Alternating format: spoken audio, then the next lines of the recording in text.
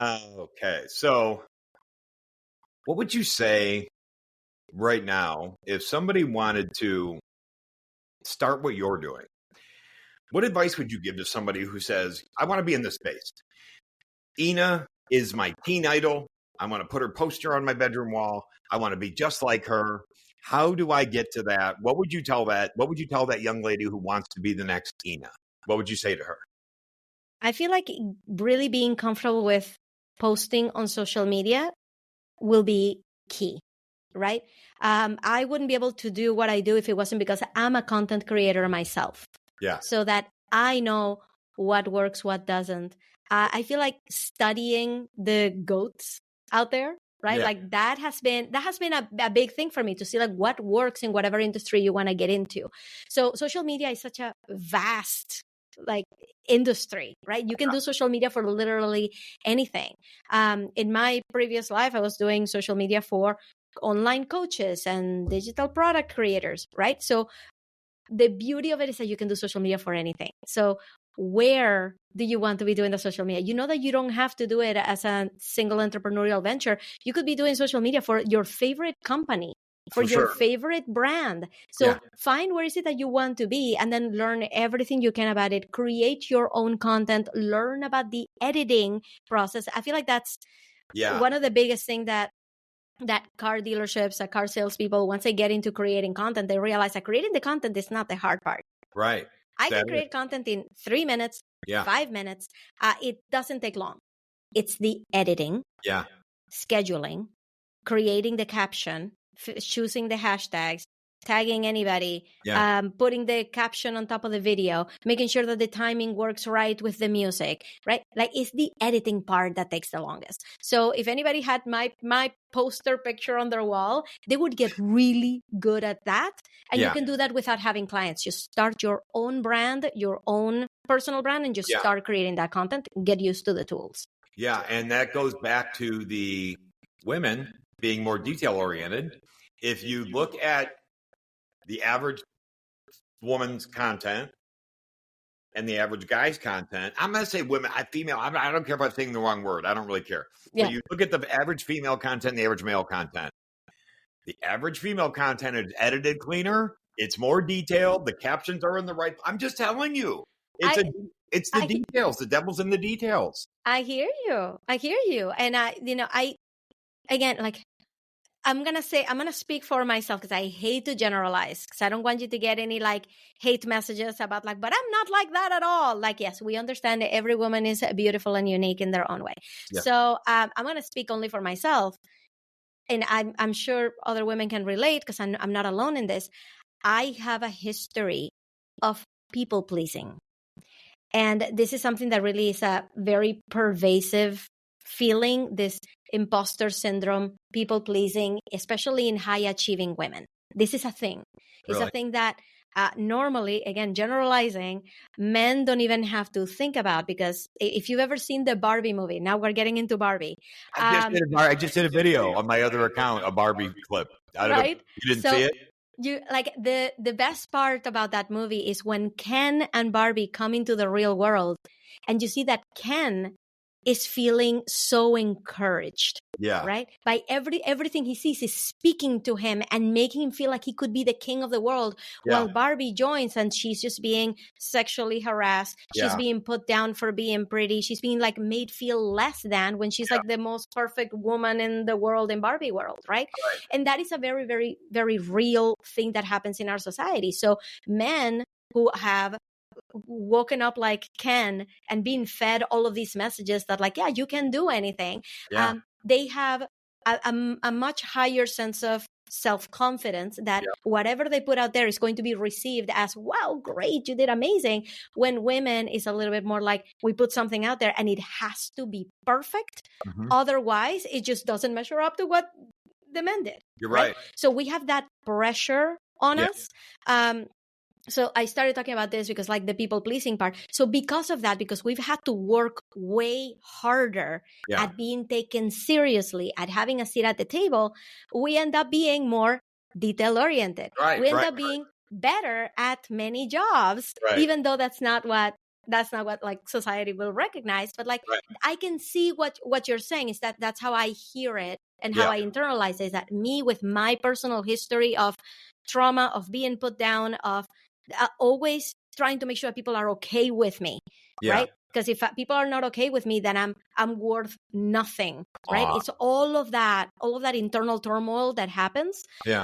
We just externalize it in great work. So I'm just saying, like, it's a whole package that you get when you're talking to a high achieving woman. Motivates you. I mean, but that's interesting, you know, because men have certain innate motivating things as well that we never speak about because we don't talk about our feelings.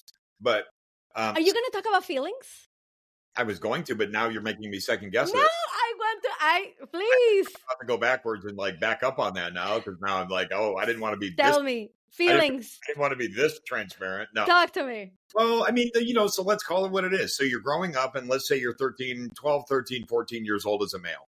And the first thing you start doing as a young man is you start comparing yourself to other young men and men. And so, you know, some men grow quicker. Some guys grow, get muscular faster. Some guys fill out quicker than other guys. You know, so like for me, I remember always looking at other guys my age and finding the differences of how they were superior to me. Maybe they, you know, were, although I was a fairly good athlete. I played baseball and football, but there were guys that were far better than me. So, you know, the comparisons would start there. He's faster, he's stronger, he's taller. You know, I wish I came from different parents, so I would have been more athletic. And, you know, so you start, this comparison thing happens with young men. And then it creates an insecurity that you only think is going to go away if you get bigger, get stronger, so you start working out. So you start training and you start doing this and you start doing your hair right and you start buying the right clothes and you start trying to, you know, create this vision of how a man is perceived is so important to him internally. Now, you get to a point in your life where you're, you know, I've never really cared what people think about me in general, but I remember being young and caring what people think about how I like to look, right? So there is an insecurity that comes along with being a young man. You know, girls at 12, 13, 14 years old, you know, can already start like, you know, the conveying the prettiness is coming out, and you know what I mean? They have, you know, like, and guys, we're really awkward at that age. You're far less awkward at that age than we are. You know what I mean? And so we're dealing with a whole other internal turmoil. So, but you start comparing yourself to other men, and I remember doing that and feeling, you know, less than. You know, so my thing was, I have this weird ability to make people laugh. Like I noticed that a lot of people would laugh around me. You know what I mean? I would just say what came to my head, and I was like, am I funny? Like, you know what I mean? Yeah. And so that kind of became my lane. Like, okay, I can be that smart ass guy who says what nobody else wants to say, but is thinking it. And that started winning me over people, you know? So I started, you know what I mean? So I started to become known as kind of the funny guy, you know what I mean? And, so then you find that identity, but then as you get older and you get to the real world, like you get out of high school, you realize, okay, I was really funny at the high school. I'm not that funny in this big real world. So now you're like, okay, where's my lane now? Unless you're Shane Gillis funny, you know what I mean? Or, you know, one of these famous comedians, like, so now it's like, okay, so a man is always looking, we're always looking for that persona that we're proud of, that everybody else is going to accept, but it's also so deep that it can make you like sort of put your values aside. Like you might have been raised good, but if you become popular because you're the class clown or the cut up or the guy who gets in trouble at a young age, like, and that becomes your persona, despite how you were raised, you're going to keep doing that because it releases those endorphins and makes you feel accepted. So we deal with a lot of insecurities too, that I don't think that a lot of guys talk about, you know. And I remember I had to talk to my son about it one time. I was like, listen, when I was your age, Same. Like, I looked at other guys and I was like, why is he better than me? What, you know what I mean? And it creates this insecurity. And so I passed it on to my sons that is normal, but your struggle, females, you guys, it's a harder road for you guys, and you do deal with a lot more stuff that's out of your control, like you just being a female. This is your world, you know what I mean? Where we're a little bit more blessed, you know what I mean? We wake up in the morning, throw a ball cap on, and a hoodie, go out, and we're good, you know what I mean? I'm gonna tell you, if I could get back all the time that I have spent putting on makeup, I would be a gajillionaire right now. Like, you have no idea how much time it takes to look flawless. Right? For like being on camera. It's like something guys don't even have to think about. But I wanted just to say out loud how much I appreciate the self-awareness of coming on and saying, yes, we have insecurities too. Totally. That is amazing to hear. That is amazing to hear. So, so just thinking about like men and women and everything, that's why it matters when you have a leadership layer that is multifaceted, right? That's why it matters when you have women and men at the top, so that everybody is keeping an eye on everybody else, right? So it's not just like, because, women go into a man's world, into a man leadership, and it's men who are judging our performance. Correct. Right? And we just talked about how important it is to relate to people, to sell them something. It's the same thing between bosses and employees, right? If I have an employee that I relate to a lot better, that I really like, that we go golfing together or whatever, I'm going to be more prone to be promoting that person that I really like, that I know is really good at their job, versus somebody else who may be equally good at their job and may have an equal chance, right? But I relate to one person better. So when you have more men in the leadership, right, you're going to have more men moving up in the leadership. That's why we need like more variety everywhere. What I think is funny about this podcast episode is that we are all over the place. We're so passionate like about things. Like I love it. I know we're gonna get the heck out of this thing to make it fit, but like I love it. We're just going, and like I love it. I think this is really important for car dealerships to hear, like an honest conversation about like what men are feeling, what women are feeling, and like how important it is for like everybody to just have a seat. Like, I think this is such an important episode. I know we're talking less about social media and more about gender issues. It's my fault. I have ADHD. Let me get back on track. So let's get. And I know we're probably going to get off track again, but we'll reel ourselves back in. I love it. I love talking to you. It's like we can just go anywhere, and I know you're going to give me a piece of your mind, and I love it. I like it or not, here it comes. So what's your biggest achievement so far, either in your personal life or professional, that you're most proud of?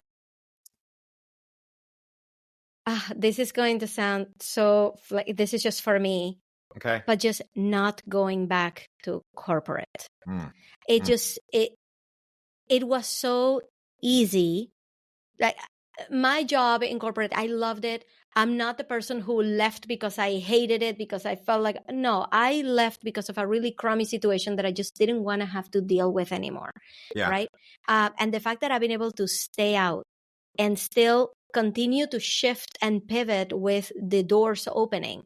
That to me has been like the biggest achievement. The fact that, I've already traveled like 3 times this year, and I have 2 more trips coming up, and all for work, doing things that I love to do. Yeah. Right. Also being able to not wake up with an alarm clock. Right. Great. It's amazing. Yeah. It's being able to just make my own schedule. Right. So amazing. I know this is like something that very few people will be able to relate, unless you're an entrepreneur, unless you're like, this is what you want to do, is to control your own time. But I feel like that has been like the biggest thing for me, to be able to like, the fact that talking to you, Shawn, is my job. It feels great to me. I feel bad for you. It feels amazing to me that this is my job. This is my job. I'm working on a Saturday right now. My son, my 7-year-old, just interrupted our conversation, right? Which didn't make it on air, rightfully so. But you guys should know, like, this is what doing it all looks like, working on a Saturday and having my son knocking on the door asking me why I haven't taken him to the diner yet, right? Oh my gosh, I'm sorry. But this is It's my work. I love being here with you. So the fact that I've been able to make my job something that I absolutely love to do, even on a Saturday, versus feeling like this is something that I have to do or that somebody put on me. I would say like that is the kind of freedom that we should all be striving for. Yeah. I love it. So that's a pretty big accomplishment. And kudos to you for having the bravery and the you know, and the ability to pivot and see like, hey, this is where I want to go with it and making it work. So that's good. And that's a good point of view that's your biggest, you know, that you're most proud of, to have that ability, because a lot of people can't internalize and see that that's such an important thing to have and be able to do for you and your family. So what keeps you motivated? Like, you wake up, you know, this morning, obviously you were probably pretty motivated to see me, but like that was it. That's the checkbox. I had to slip a little arrogance in there. That's it. I know, I'm a little cocky, but anyway. So, but like, what's your what does keep you motivated? Like, I know you have a little fire in your belly. I know you do, and that's why we're friends. Where's that fire come from? What keeps you going? What's motivating? I love not knowing how my life is going to turn out. Ooh, I don't know how to explain this, but the reason I was learning about medical terminology back, you know, when I was in my early 20s, is because I felt uncomfortable with my life. Mm-hmm. I felt uncomfortable being in a job where I already knew what the next 30 years of my life were going to look like. Yeah. That made me very uncomfortable. Yeah. So what I love about this stage in my life, the past, you know, 7 years that I have been on my own, is that I never know what is going to come this year. You can ask me right now, so where do you see yourself in 5 years? I'll be like, I really hope that I don't have an answer for that. Yeah. I really hope that it's someplace that I can't even imagine. Yeah. All I know is that I have this goal to make every day a fun day doing something that I love to do, doing something that uses my full potential in my brain, right? Yeah. And that is going to sound super cocky and braggy, but I feel like I can do a lot of things that other people can't. Yeah. So if I don't feel like I'm fulfilling my full potential, I feel like it's a complete waste. I can get depressed. I get like, it's just, life is not worth living unless I really feel like I'm giving everything that I can. So what's keeping me motivated is just that. It's just not like, now is this whole venture that you and I have going on, you know, helping dealerships with social media and getting them out there is a super fun job. So I am here for the duration. And then, you know, as things pivot, as doors continue to open, I just keep walking through them. So it's just been a really fun ride to keep an eye open for open doors. It's just starting. So if you could go back in time, let's rewind. We're not going to age you, but if you could go back in time and talk to 11-year-old Ina, what would you tell her? What would you say to her? Give her a life lesson, give her advice. What would you do? I would tell her, and this is going to sound very, like has been overused a little bit, but that it gets better. I was heavily bullied when I was around that age. And everything felt like I didn't deserve to be in this world. I hate that. I don't have a picture I can show you here. I think I don't remember where I put it, but can I have people's name and address who bullied you, please? You can go talk to them with your fists, like that. Have a conversation. Give me their socials right now. Just have a conversation. I have a picture of me turning 11 years old, where I am next to the girls that came to my birthday, the girls in my classroom, and they all looked so much older than me. Like I'm a short person. You know, I'm 5. I tell people I'm 5'1". You're not 5'1". You're not 5'1". I'm gonna tell people. I tell people I have 5'1", and I've always been little, but the fact that I was still dressing like a little girl, right? Like I looked the part of like a 8-year-old, while other girls were so much taller, like a foot taller than me, wearing jeans and a shirt, like normal clothes. Right. And I'm here wearing like little girl clothes. And that was brutal for me to be in that environment. So if I had a piece of advice for little Ina, would be that they don't matter, that they are not going to be a part of your life as soon as you're able to get out, and just keep an eye open for your people. Like, and this is what I tell my kids, is that don't worry about them, because they are not going to matter. No. They're not going to be part of your life. You stay away from them. You find the people that you feel comfortable with, that you feel like you can trust, that you feel like you can be yourself with. It's something I always ask my kids. I have a 7-year-old and a 13-year-old. And I tell them all the time, like, do you feel like you can be yourself with them? Do they laugh at your jokes? Right? Like, that's all you need. Find those people and just stick with those. That's all you need to just keep building yourself up. You don't need the kids that are going to be mean. The kids that are not, like, the kids that are developing way faster than my son, right? Like, you don't need that. You don't need that energy. Focus on the people that you can trust. That's what I would be telling my little Ina.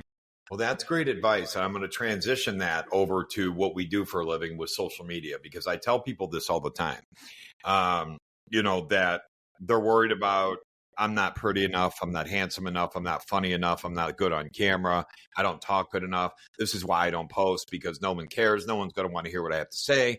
Or, people are going to make mean comments. And I stop them right in their tracks and I say, you're 100% right about everything you just said. You're not the prettiest person. You're not the most handsome guy. You're not the funniest guy. You're not the smartest guy. And you are going to get mean comments. So let's just be really clear. That's coming. If you decide to hit that post button, all that stuff is coming. And then I follow it up with, you are trying to find your people. You're trying to find your tribe. And that's what people think is, I got to post, but I got to appeal to everybody. Or what if this? No. I'm trying to find my peeps. I'm trying to find my squad, my people. There is a group of people out there that are going to resonate with you if you post. It doesn't matter how you look, talk, act, what race you are, what sex, whatever. It does not matter. There are people out there waiting and just dying for someone like you to post so they can resonate with you and feel connected with you and follow you. And maybe that turns into a monetization opportunity down the road. Maybe it doesn't. Maybe it just means you have a friend. But that advice that you give your kids, which I've given my boys the same advice, it's so true when it comes to business and what we do, because the fear of posting is real. People are afraid to post. I have had, really quick, I can name 3 people off the top of my head, I'm not going to name them, that are very big creators right now, or on their way to becoming very big, and that I have had personal conversations with, that they were going to quit. They were going to quit posting. And I said, if you quit posting, I'm showing up at your door, and it's not going to be a friendly visit. You're not going to quit posting.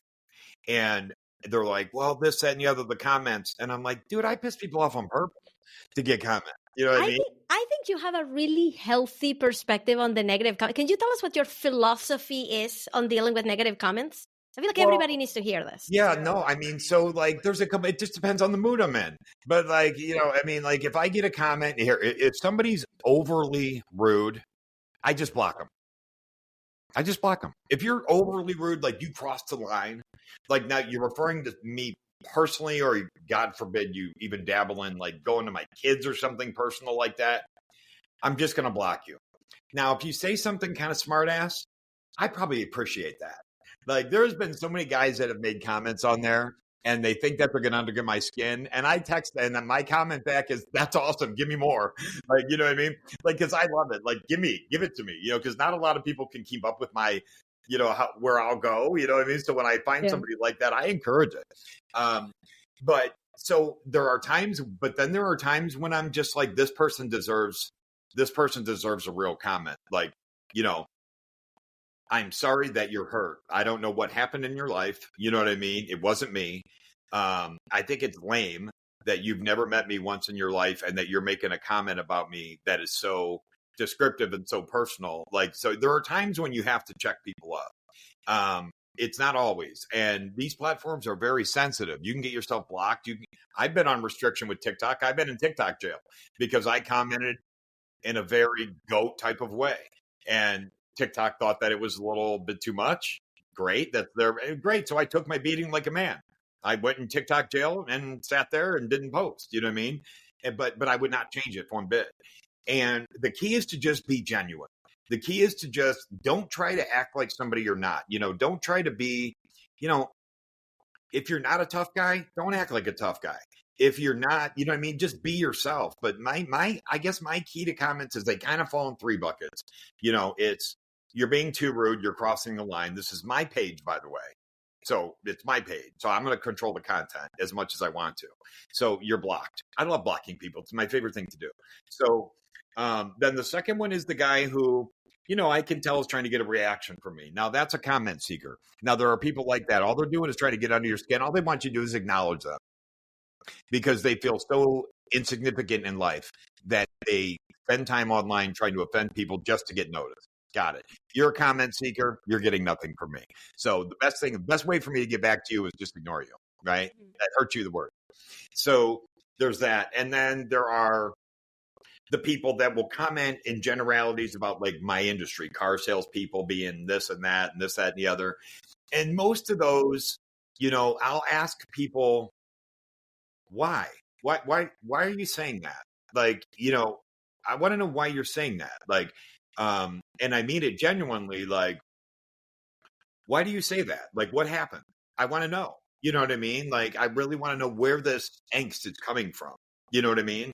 And so, and then, my engagement is low. I don't comment on everybody back. You know what I mean? I just don't, because wait till you get to 230,000 followers and you try to comment back on everybody. Yeah. You wait to see how much of a job that is. Just too much. It's too much. Yeah. I'm telling you. So, but anyways, I think the key is to always comment, like, be yourself, be genuine. Just block the people who are clearly trying to hurt you or your brand. Just block them. Yeah. I even give them the time of day, and I think if you do that, you know what I mean? And what I've seen, so recently, I'll share this with you. Recently, I had a situation where I went after somebody on TikTok because they went after one of my friends. Okay. Not okay. So somebody went after one of my friends, so I went after this person. And it ended badly for me, in my opinion. Not really to me, but like it looked to everybody else, it looks like it ended badly for me. Now, I was smart. I know I'm a car dealer. Everybody already hates me. That's the name of this podcast. That's the name of the podcast. Right. So I'm going to go against somebody who is let's call them a advocate for the public. Okay. There's no world where I win that. There's more public supporters than there are car dealer supporters. There's no world where I win that. So I went after somebody, and it ended up with me getting a lot of hate. And so I don't, but here's the thing. People have asked me on there, they have said, hey, I noticed that you got a lot of hate for a while there, sorry you went, whatever, just trying to support me. And I'm like, I wouldn't change a thing, because it was me. It's me that if you go after Ina, I'm coming after you. I don't care if I go to TikTok jail. I don't care if I lose followers. I don't give about followers. I don't. What I care about is genuine connections. So that's, I guess, what I would say is just, you know what I'm saying? Like, you just got to be yourself. Yes, you got to be smart because of their rules and algorithms, but be yourself. I'm Gen X. I'm genuine. You come after one of my friends, I'm coming. I might lose. I've been beat up before. Trust me. I've had my share of black eyes. Trust me, because of this. You know what I mean? But yeah. I would never change it. What I want to know about you is, last question. If you could have dinner with 3 people, they can't all be me. If you could have dinner with 3 people living, Shawn, and Shawn. 3 Shawns. Yeah, Shawn, Goat, and live or unalive, who would they be?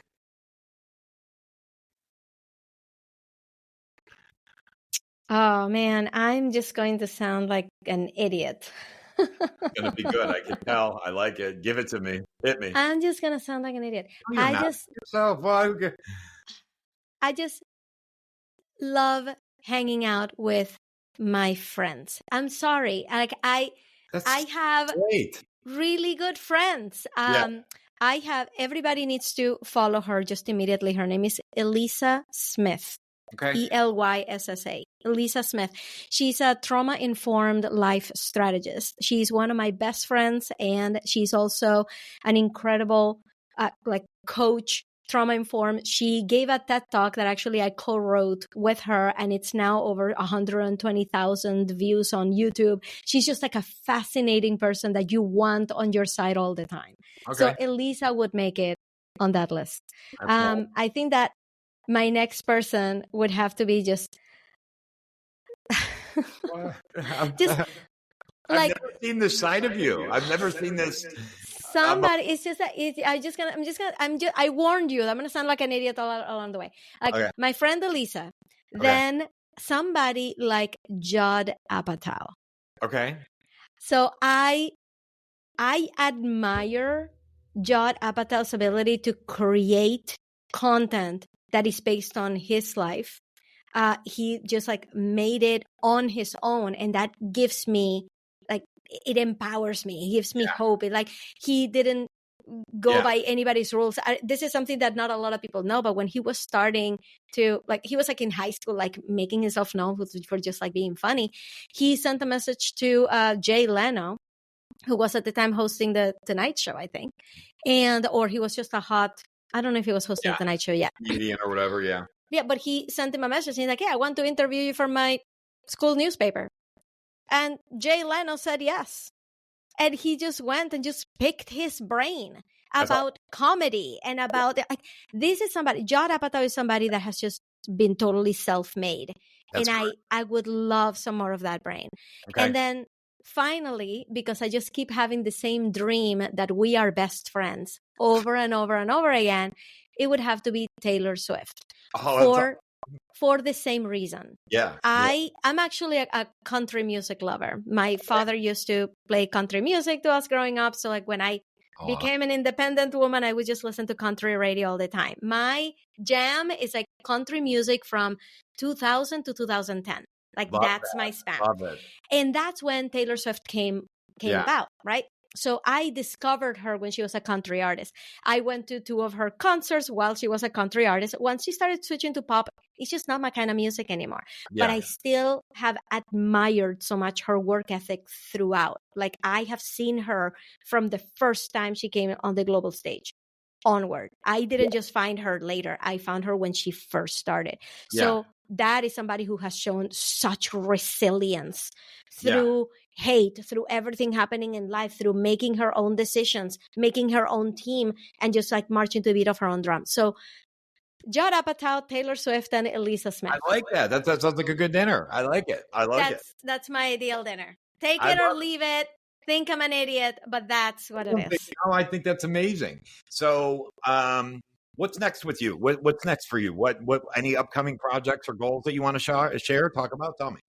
I am in the middle of growing the Auto Social consultant agency. So what we do is we go to dealerships, we create the content for them, we edit it, we post it to their social media, because we realize that if they want to get started, the hardest part is to come up with that content, going and recording, and then editing, posting, and doing everything else that comes after. So we have different ways to help them. Right? We're partnering up with you, with the GOAT. So that's my favorite thing. Right? So when you go out there and you train these car salespeople on how to create content, Auto Social Consulting, my company, is the one that takes everything that comes after. So suppose you train their staff on how to create content. Please, this is like I'm begging car dealerships to realize this. Don't leave them alone to their own devices to create, edit, post, schedule, create copy. Don't do that to them. It is like 90% of the work of posting is that editing and copywriting piece. Don't do that to them. Let them continue to sell cars. So after the GOAT has trained them on how to create the content, let them send all of that raw video to us. Right? we have our little army of social media managers that are going to create amazing content with it, link it to the right audio for the trend so that it can go the distance, republish it to all of the other social media platforms, right? We can do that for you. All you have to do is just plug into our process of sending us the videos, and we'll keep your social media going. We'll keep an eye on the trends, on the analytics. We'll tell you what's working and what isn't. We'll give them ideas. We have a program where we can give them, these are the trends happening this week. Go and create, go get in on those trends. So don't leave them alone. So that's what I'm most looking forward to growing this year. It's like getting my dealerships online with minimal effort so they can keep selling cars. Love it. How do people get a hold of you if they want to connect? You can find me on LinkedIn. I'm actually the only Ina Coveney in the world.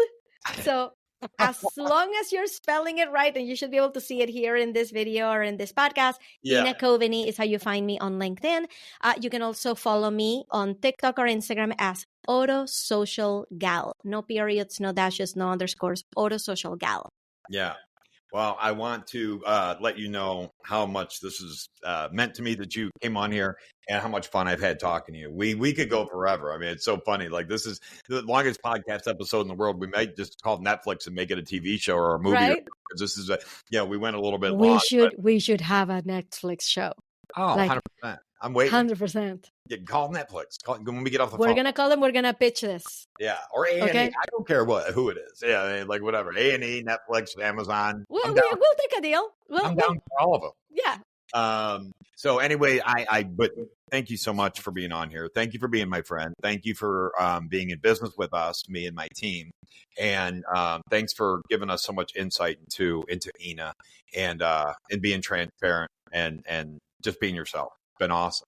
Thank you for having me, and thank you for being so open. I'm telling you, I tell people to just wear your heart on your sleeve. Like, what you see is what you get with you, which I appreciate. Is something I really appreciate about my friends, about the people that I interact with. I don't have time and I don't have patience for people who are not real, for people who are not really showing their true colors. And with you, it's just so easy, so easy. Awesome.